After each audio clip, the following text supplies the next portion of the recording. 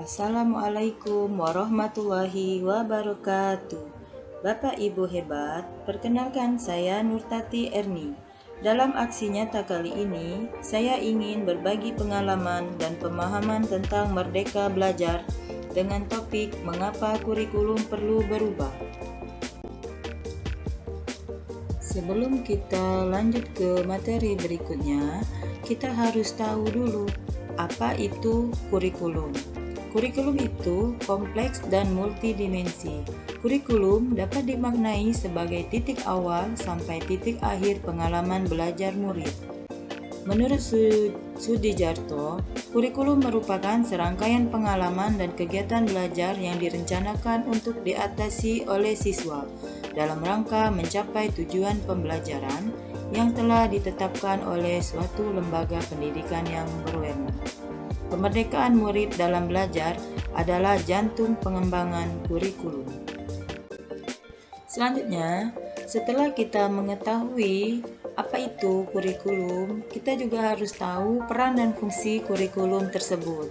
Kurikulum adalah salah satu komponen penting dalam sistem pendidikan nasional, di mana kurikulum sebagai pedoman dan acuan kita dalam pembelajaran.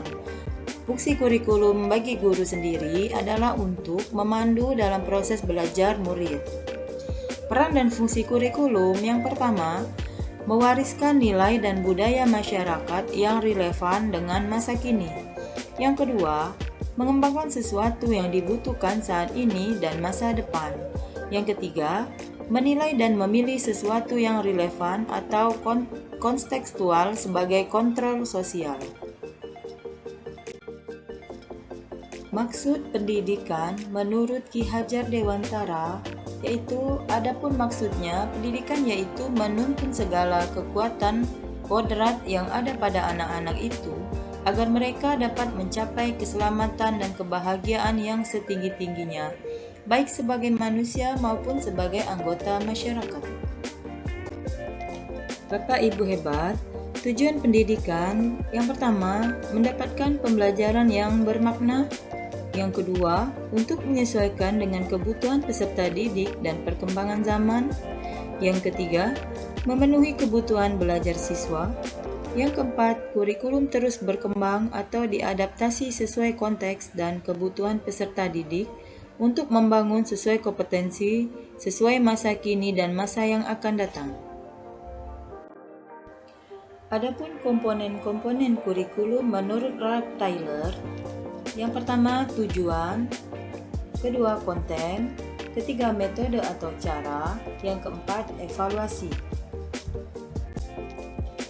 Selanjutnya Bapak Ibu guru yang hebat, terkadang kita sendiri juga tidak mengerti mengapa kurikulum perlu diubah dan terkadang beberapa tahun berikutnya sudah berubah.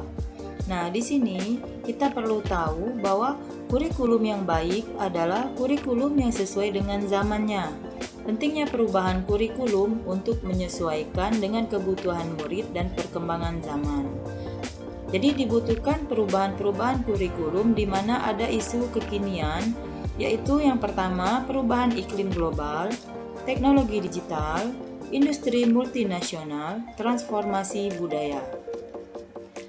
Kurikulum perlu berubah dengan tujuan agar relevan dengan perkembangan zaman, agar dapat memenuhi kebutuhan belajar murid, agar dapat menyiapkan generasi cemerlang di masa yang akan datang. Ada lagi di benak kita, Bapak Ibu hebat, apakah kurikulum dapat berubah? Kurikulum bersifat dinamis dan terus-menerus diadaptasi sesuai kondisi dan kebutuhan murid untuk membangun kompetensi sesuai masa kini dan masa yang akan datang. Jawabannya, ya, kurikulum bisa dirubah dan harus dirubah. Mengapa? Tentu saja untuk menjawab tantangan zaman.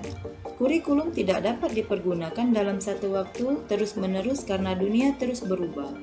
Maka, dunia pendidikan sebagai pilar utama dalam membangun dan mendidik generasi harus pula turut berubah. Terjadinya pandemi COVID saja sudah meluluh lantakkan dunia pendidikan sedemikian rupa. Guru kesulitan mengajar, murid kesulitan mengerjakan tugas, dan orang tua juga tak kalah pusing membantu putra-putri mereka belajar. Nah, pada saat itulah kurikulum dapat kita ubah sesuai dengan kondisi yang ada di lingkungan dan di dunia pendidikan. Nah, selanjutnya setelah kita tahu apakah kurikulum itu bisa berubah dan itu bisa diubah, pertanyaan berikutnya bagaimana untuk mewujudkannya?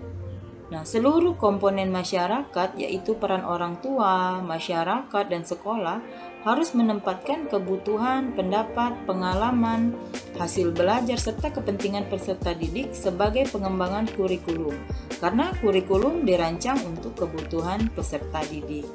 Jadi semua komponen yang ada di lingkungan murid itu sendiri bisa mewujudkan perubahan kurikulum. Oke Bapak Ibu, sekarang kita sudah berada di fase kesimpulan. Kesimpulannya adalah kurikulum harus berubah sesuai dengan perkembangan zaman. Saat ini ilmu pengetahuan dan teknologi informasi berkembang dengan pesat. Kurikulum yang baik adalah kurikulum yang sesuai dengan zamannya dan terus dikembangkan atau diadaptasi sesuai dengan konteks dan karakteristik peserta didik demi membangun kompetensi sesuai dengan kebutuhan mereka kini dan masa depan. Kurikulum tidak dapat dipergunakan dalam satu waktu terus-menerus karena dunia terus berubah. Maka, dunia pendidikan sebagai pilar utama dalam membangun dan mendidik generasi harus pula turut berubah.